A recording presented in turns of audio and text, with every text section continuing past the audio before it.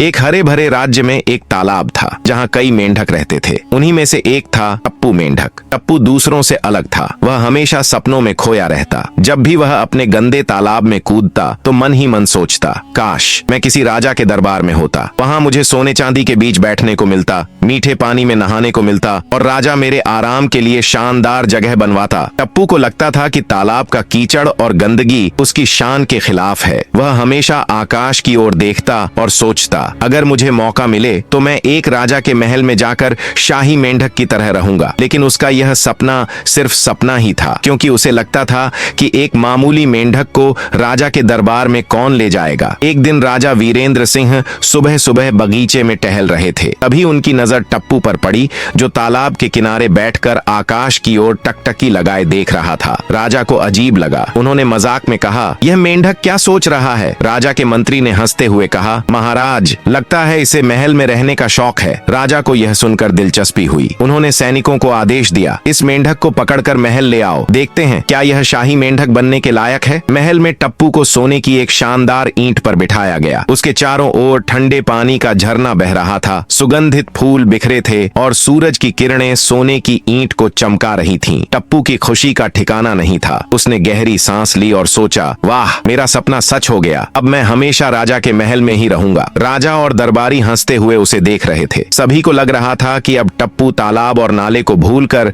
शाही जीवन जिएगा। कुछ दिन बीते।